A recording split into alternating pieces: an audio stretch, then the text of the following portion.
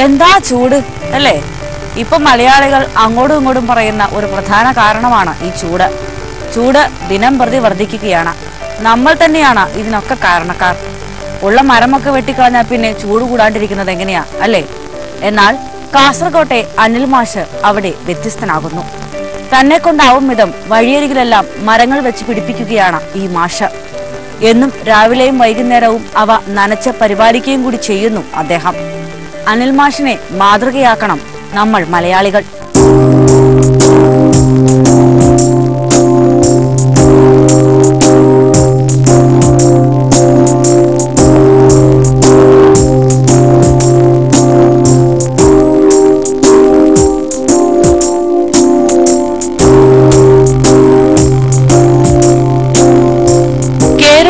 അനുദിനം മരുഭൂവൽക്കരിക്കപ്പെട്ടുകൊണ്ടിരിക്കുന്നതിന്റെ ഭീതിജനകമായ വാർത്തകൾക്കിടയിലാണ് പ്രത്യാശയുടെ ഈ വർത്തമാനം. കാസർകോട്ടെ ഉൾഗ്രാമമായ ചീമേനിയിൽ നിന്ന് തുടങ്ങുന്നു ഈ ഹരിത വിപ്ലവം. ചീമേനി പോതാവൂർ AUPV സ്കൂളിലെ അധ്യാപകനാണ് നമ്മുടെ കഥാനായകനായ അനിൽ മാഷ് എന്ന KM അനിൽകുമാർ. മഴ ഒളിച്ചോടിയ കേരളത്തിൽ കാലാവസ്ഥാ വ്യതിയാനത്തെ പ്രതിരോധിക്കാൻ മരം നടൽ എന്ന പ്രാഥമിക പാഠം വിദ്യാർത്ഥികളെ പഠിപ്പിച്ചു കൊടുക്കുന്നതോടെ തന്റെ ദൗത്യം കഴിഞ്ഞു എന്ന് മറ്റുള്ളവരെ പോലെ ഈ അധ്യാപകൻ കരുതുന്നില്ല. അതുകൊണ്ട് തന്നെയാണ് നമ്മുടെ പാഠപുസ്തകങ്ങളിൽ നിന്നും മരത്തൈകളെ തെരുവിലേക്ക് പറിച്ചു നടാൻ ഈ അധ്യാപകൻ തീരുമാനിച്ചതും.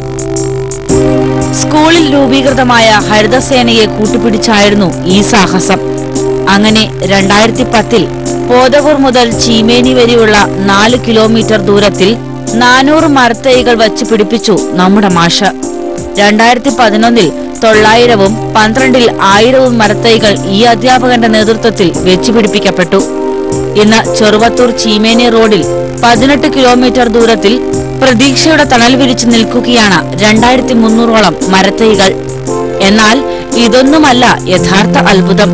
ഈ അധ്യാപകന്റെ മരത്തോടും പ്രകൃതിയോടുമുള്ള സ്നേഹം മനസ്സിലാകണമെങ്കിൽ ഈ കാഴ്ചകൾ കൂടി കാണണം.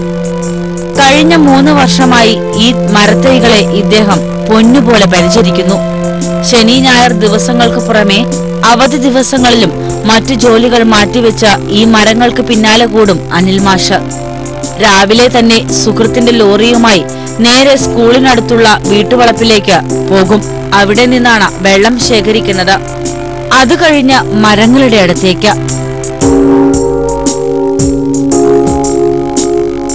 2300-ഓളം വരുന്ന മരങ്ങൾ ഒരറ്റത്തു നിന്ന് നനച്ചു തുടങ്ങുന്നു.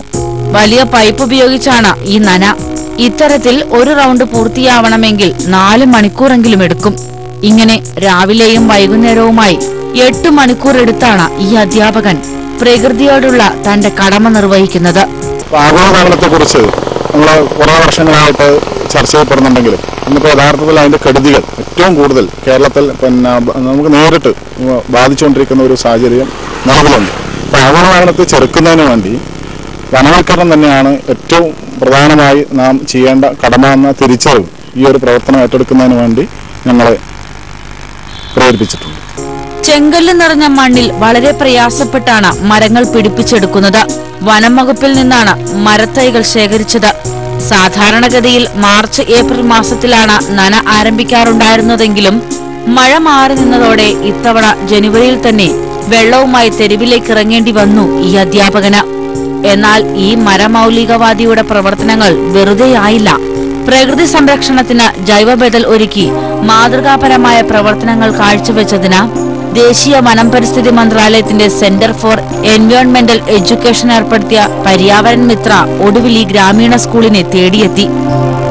മരത്തിനു പുറമെ കാവുകളുടെ സംരക്ഷണത്തിനും പച്ചക്കറി കൃഷിയുടെ വ്യാപനത്തിനും നിരവധി പദ്ധതികൾക്കും അനിൽ മാഷ് നേതൃത്വം നൽകിയിട്ടുണ്ട്. ഏതായാലും എന്ത് പ്രതിസന്ധി നേരിട്ടാലും തന്റെ ഉദ്യമത്തിൽ നിന്നും പിന്നോട്ടില്ലെന്ന് ഇദ്ദേഹം ഉറച്ചു പറയുന്നു. വരുന്ന തലമുറയ്ക്ക് തണൽ ലഭിക്കുവാൻ വേണ്ടി ഇന്ന് വെയിൽ കൊള്ളാൻ ആരാണ് തയ്യാറുള്ളവർ എന്നാണ് ഈ അധ്യാപകന്റെ ചോദ്യം.